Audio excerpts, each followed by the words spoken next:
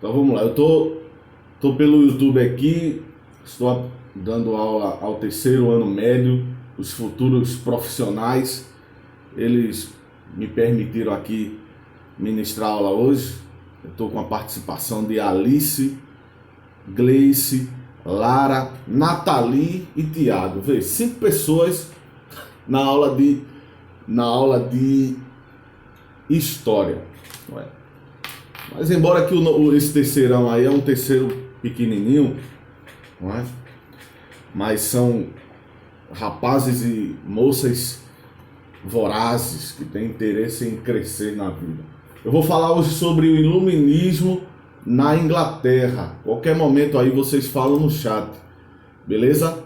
Vocês falam aí em qualquer momento para eu parar e explicar alguma dúvida de vocês. Então, o que é o iluminismo, pessoal? O iluminismo são pensamentos, são ideias revolucionárias. Veja, olha a palavra, revolucionária. Existe uma diferença entre revolução e evolução, né? Evoluir é você estar em transformação, né? Você está ali sendo transformado gradativamente. Revolução, ele vem de mudança radical, é da água para o vinho, é uma luta para haver uma mudança radical. Então, quando se fala em revolução, né, então está aí intrínseco no assunto de iluminismo. O nome iluminismo já está dizendo, né, iluminar, clarear, porque as pessoas até o século XII, o século XIII, as pessoas ainda tinham um limite para pensar. Quem pensava, às vezes, era considerado um filósofo, era considerado ali uma pessoa, um doutor, um mestre da lei, não é? Então, só quem pensava, então só quem estudava, só quem sabia ler e escrever, eram pessoas ali chamadas até de doutores, escribas, eles tinham títulos, né? Mas o tempo foi passando, né? E algumas coisas foram acontecendo para que o povo, a população, começassem a pensar, né? A ter alguns sentimentos contra algo que era imposto. Vocês que estão me assistindo aí, eu sendo um professor, há uma diferença entre alunos de uma certa idade e um aluno de outras idades. Eu estou falando aqui com alunos do terceiro ano médio, né? E o comportamento é grande, isso é notável. Quando eu vou dar aula ao sexto ano, ao sétimo ano médio, ao sétimo ano fundamental 2, não é? Para vocês do ensino médio, não é? Pessoas que já estão naquela fase da juventude, estão completando seus 18 anos, veja que o pensamento de vocês já são diferentes. Se o professor às vezes impõe algo para o pessoal do ensino fundamental, que eles até aceitam, mas quando nós vamos impor para o pessoal do ensino médio, vocês já começam o quê? Tá entrando mais um aluno aí, o pessoal tá começando a acordar. Blackburn, Matheus está entrando aí na aula. Matheus, tô gravando aí no YouTube, viu? Você está aí famoso, está ficando famoso. Ó, então voltando aqui, ó, quando eu vou impor algo para vocês, a resposta já é diferente. A resposta já é diferente. Bom dia, Matheus. Então, a resposta já é diferente. Vocês já vão criticar, vocês já vão dar suas ideias. Por quê? Porque vocês são autocríticos, né? Então, isso tem a ver com o iluminismo. São as pessoas começando a criar um senso de autocrítico. As pessoas começarem a pensar, a ter as suas próprias ideias. Eles não vão permitir ser levados, não é, por pensamentos de outrem. Tranquilo até aí? Então, ó, o que é que acontecia? Nós estamos falando sobre o iluminismo na Inglaterra, beleza? O iluminismo na Inglaterra.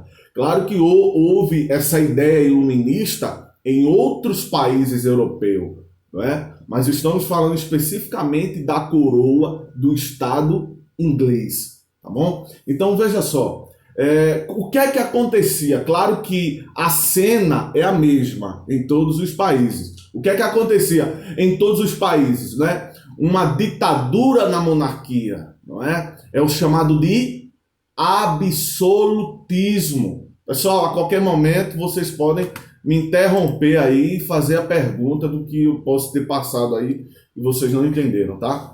Então, ó, era o absolutismo. Os reis, eles ditavam as regras. A sua palavra imperava. A sua voz ali era que imperava em todo o seu reino. Então ninguém poderia voltar atrás. Haviam estudiosos que criavam livros para defender esse tratamento absoluto dos reis. Um exemplo desses homens, Daniel Alves, está entrando aí agora. Bom dia, Daniel Alves. Estou gravando no YouTube, viu, Daniel? Estou gravando aí. Então, o que é que acontecia? Eu parei aonde? Eita. Sim, então, homens estudiosos. Caiu aqui, calma. Eita. Espera um pouquinho. Pronto, voltou. O celular tinha caído aqui, mas voltou. Então, veja só, pessoal. Eu estava falando aqui sobre estudiosos que levantaram estudos para defender esse tratamento absoluto do rei, não é? Então, quem eram essas pessoas que defendiam? Thomas Hobbes, não é?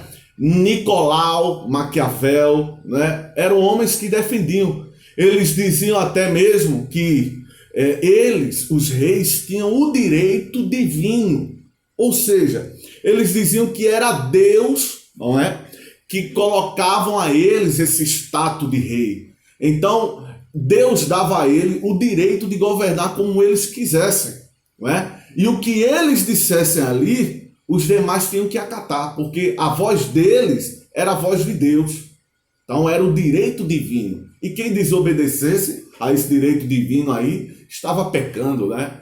Abrindo um parêntese, na nossa Bíblia cristã, seja você ateu ou de outra religião, mas eu digo Bíblia cristã, não é? Porque é nossa cultura brasileira. A nossa Bíblia cristã, ela fala sobre o direito divino, que as autoridades, elas são constituídas por Deus. Então veja que até a Bíblia cristã, ela defende o direito divino. Então, voltando aqui, pessoal, o absolutismo, ele era defendido por alguns grupos, né? Agora, querendo ou não, esses grupos aí, eles estavam na nobreza. Quem sofria não era a nobreza. Quem sofria era o povo na mão deles. Você já pensou o rei, ele querer pegar um filho seu e começar a trabalhar como escravo, como um servo, ou ser um soldado, servir na guarda real, e você não poderia fazer nada, porque o direito divino, entendeu até aí? Beleza? Então, a primeira nação, olha aí, ó, a primeira nação a ter sentimentos revolucionários, a primeira nação que teve sentimentos iluministas. O pessoal tá me ouvindo aí no chat? Fala aí no chat. Sim. Tá me ouvindo aí? Tá todo mundo me ouvindo. Pronto, Lara, Matheus, beleza. Então, ó, muito bem, Nathalie, Gleice, tá tudo bom. Então, ó, as primeiras nações a ter o sentimento iluminista, né, foi chamada de Inglaterra, tá? Inglaterra foi onde iniciou aí o sentimento iluminista. Tranquilo? Eu coloquei aqui que houve outros países que eu posso falar em uma outra aula, né, como Espanha, França, tá? Que também teve os seus sentimentos iluministas. Inclusive, na França é aquele estudo que nós conhecemos muito bem, né, que é a Revolução Francesa, né, vem de um sentimento iluminista. Beleza, pessoal? Então, ó, o povo era insatisfeito.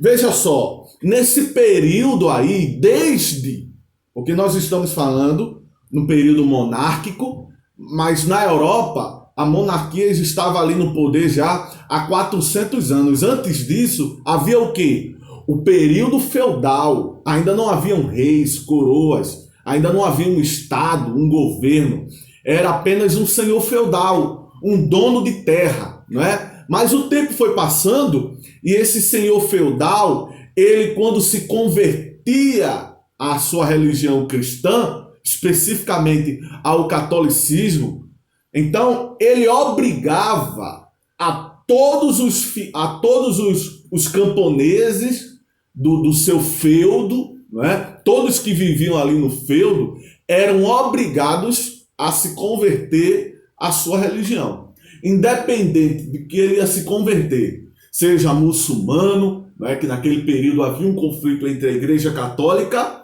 e os muçulmanos, né? Inclusive tem aí o assunto sobre cruzadas, né? Então, ó, os muçulmanos, quando um rei se convertia, ele obrigava a todos. Às vezes acontece até hoje, né? Algumas religiões ou ideologias que alguém participa e ele impõe para que o outro também se converta a essa ideologia, se converta a essa religião. São chamados de quê, pessoal? Fundamentalista. Né? Vocês que estão aí se preparando para o Enem, o pessoal que está me assistindo no terceiro ano, isso cai em Enem, né? São os fundamentalistas. São grupos religiosos. Só é religiosos? Não. Pode ser de qualquer pensamento, de ideia.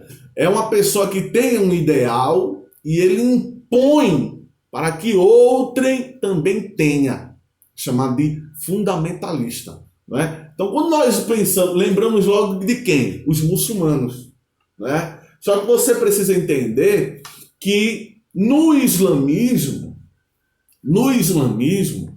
não quer dizer, quando nós olhamos para o Islã, né, para a religião islã ou islâmica, isso não quer dizer que todos ali são terroristas. Não, pessoal. A religião islâmica ela não é violenta. Ela não é violenta.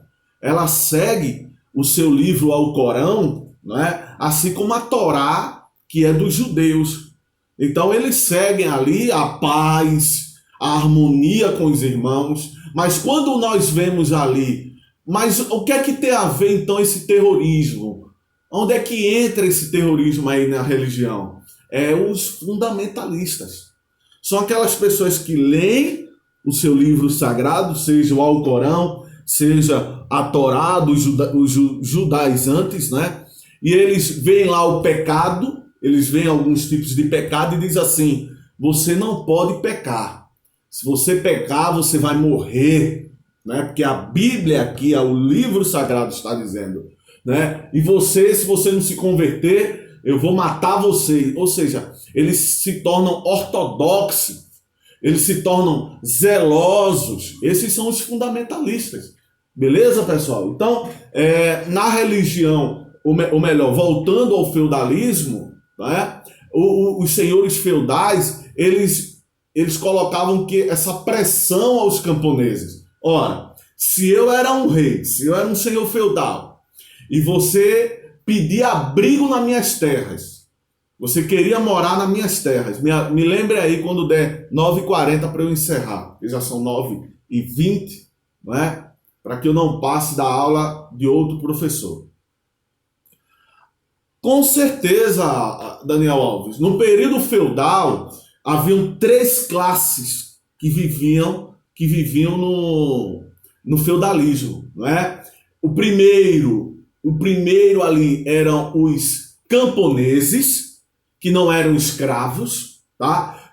Depois vinham os clientes, que era um meio escravo, meio servo. Quem eram esses meio escravos? Era uma pessoa que eu devia a você, eu estava ali devendo, e aí eu ia lhe pagar com serviços. Então eu era chamado de cliente. Né? E havia um terceiro grupo da classe baixa do feudalismo, que eram os escravos. Então se um camponês era obrigado, Daniel Alves, a se converter, imagina os escravos.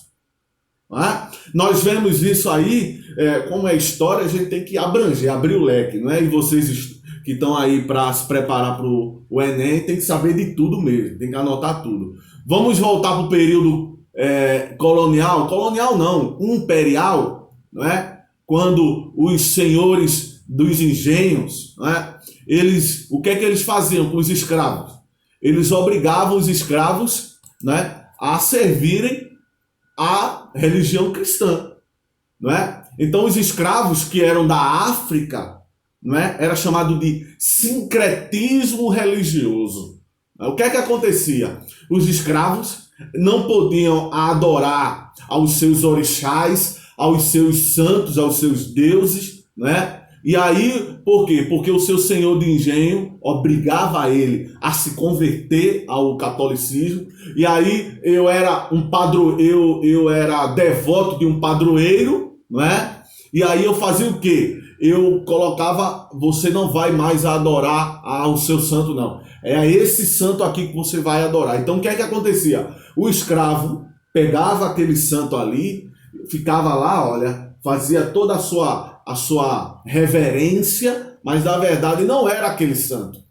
Por trás daquele santo ali, ele estava fazendo a sua reverência ao seu orixá, ao seu verdadeiro Deus que ele adorava. Então, um exemplo de um santo da Igreja Católica que também tem nos africanos, né, na religião do candomblé, não é? Um exemplo. Qual o santo ou a santa?